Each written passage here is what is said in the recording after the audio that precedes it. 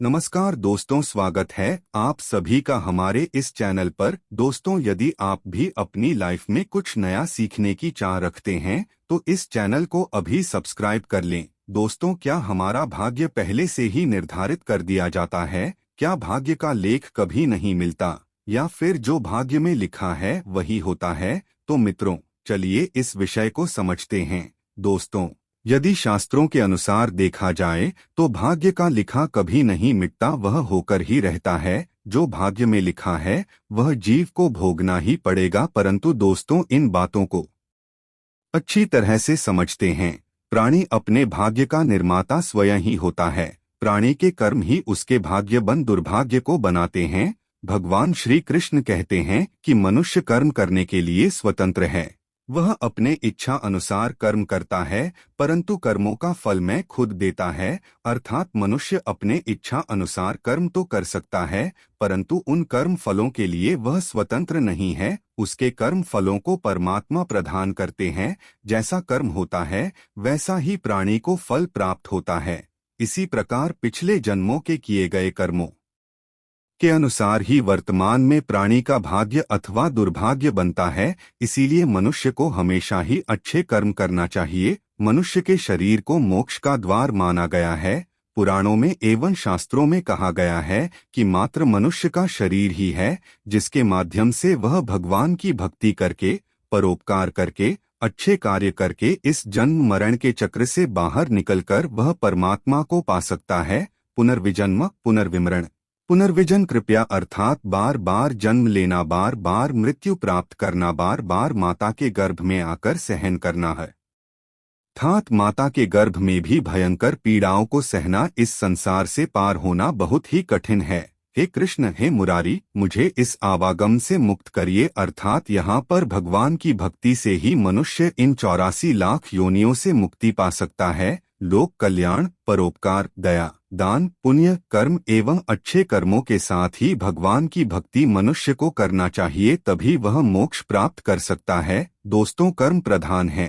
कर्मों से ही मनुष्य का भविष्य बनता बिगड़ता है। कर्म के अनुसार भाग्य को बदला जा सकता है, परंतु एक अवस्था तक। अब कुछ लोग कहते हैं कि कर्म फल हमें शीघ्र ही क्यों नहीं मिलता, ये फिर पिछले जन्मों का कर्म फल हमें इस जन्म में क्यों मिलता है? पिछले जन्मों का कर्म फल पिछले ही जन्म में मिल जाना चाहिए। तो मित्रों, इन सवालों का जवाब जानने के लिए एक अलग वीडियो बना दूंगा, जिसे आप देख लेना, आपके सवालों का जवाब मिल जाएगा। दोस्तों, चलिए अब हम ये जानते हैं कि हमारे भाग्य में पहले से ही क्या क्या लिखा होता है जिसे बदला नहीं जा सकता।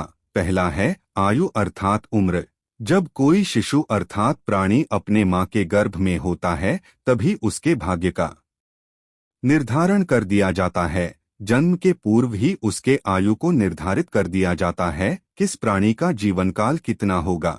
इसीलिए कहा जाता है कि हर एक प्राणी की मृत्यु लिखी होती है। कोई 100 वर्षों तक जीता है तो कोई 100 वर्षों से भी ज्यादा जीवन जी लेता है, तो किसी की कम आयु में ही मृत्यु हो जाती है। इस संसार में जितने भी जीव जंतु, पशु, पक्षी एवं मनुष्य हैं, उन सभी की मृत्यु पहले से ही निर्धारित होती है। दूसरा है विद्या अर्थात ज्ञान। इस संसार में जितने भी मनुष्य हैं उनके भाग्य में यह पहले से ही निर्धारित होता है, वह कितना ज्ञानी होगा, वह कितना विद्वान होगा। किसी की बुद्धि बहुत तेज होती है तो कोई सामान्य बुद्धि का होता है, तो कोई कम बुद्धि का होता है। मित्रों, तीसरा है कर्म। शास्त्रों में वर्णन मिलता है कि व्यक्ति के कर्म पिछले जन्मों के कर्मों के अनुसार ही मिलते हैं। इसीलिए व्यक्ति अपने कर्मों द्वारा ही सुख एवं दुख को भोगता है। किसी के जीवन में सुख ही सुख होता है तो किसी के जीवन में दुख ही दुख होता है, और किसी का जीवन उतार चढ़ाव से भरा होता है, अर्थात किसी का जीवन सामान्य होता है। कहा भी जाता है कि भाग्य से ज्यादा और समय से पहले किसी को कुछ नहीं मिलता। चौथा है धन संपत्ति। व्यक्ति को अपने जीवन काल में कितना धन संपत्ति प्राप्त होगा यह पहले से ही तय कर दिया जाता है। कोई जीवन भर कमाता रहता है तब भी वह केवल गुजर-बसर हो सके वह उतना ही धन कमा पाता है। कोई इतना धन कमा लेता है कि उसकी आने वाली पीढ़ियों तक के लिए भी वह पूर्णत होता है। किसी को अकस्मात धन संपत्ति प्राप्त हो जाती है तो किसी को पूर्वजों द्वारा निर्मित की गई बिना मेहनत के ही संपत्ति मिल जाती है। वर्तमान समय में जिन्हें आप धन संपत्ति से पूर्ण देख रहे हैं, उन्होंने अवश्य ही पिछले जन्म में दान किया, परोपकार किया था, अच्छे कर्म किए थे। जो लोग गरीबी में जी रहे हैं, उनका पिछले जन्मों का कर्म सही नहीं है। मित्रों, कोई भी मुफ्त में हमें कुछ भी नहीं देता।